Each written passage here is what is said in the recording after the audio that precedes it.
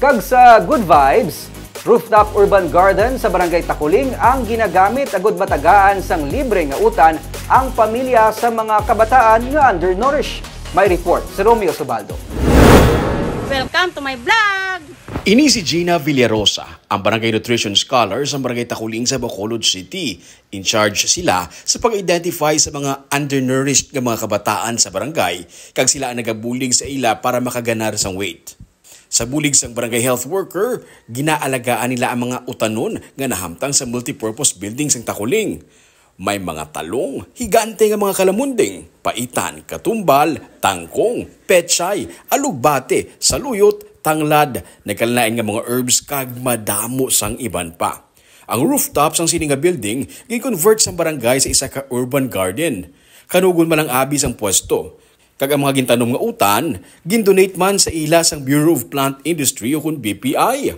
Kung matanom nila kag mapadamo, tagaan sila liwat sang BPI sa dugang man nga mga utan.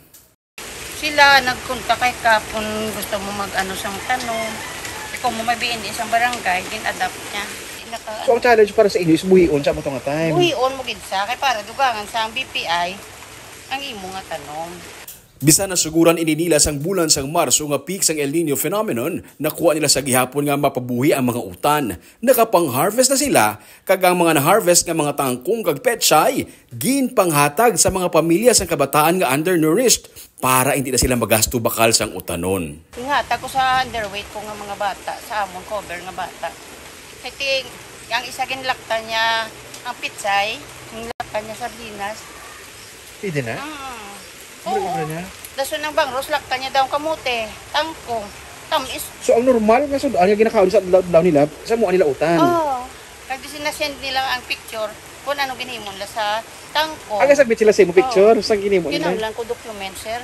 Kag sang sinigid lamang, gin-training pagid sila sang BPI sa pagpatubo naman sa mga mushrooms, kag gintagaan sa mga samples para mapadamo nila. Sa sininga space sa ilang urban garden, naghimo man sila area para sa mushrooms. Luan maka mo nila paano i-take care. Kundi lang tanong mo ginahatag, ginatudluan maka mo sa proseso sa paghalong sa ila, pag-take care, pag-grow. Dagaan kapag inla abono, kung anhon mo ni siya pagtambok, hindi siya patay. Basta alagaan mo lang ang bal nila, dugangan nila nga dugangan, imo tanong. Suro pa kay Gina, hindi kinahanglan sang malapad nga lugar para makapananom kag makabuhi sang utanon. Gamay lang gid ang gingasto sa barangay sa pag-develop sa sininga area. Ginambalan sila ni punong barangay Gles Gonzales Palen nga hindi pwede ipagbaligya ang mga utan. Ini ang pamaagi sa barangay nga makabulig sa mga kabataan nga kulang sa weight.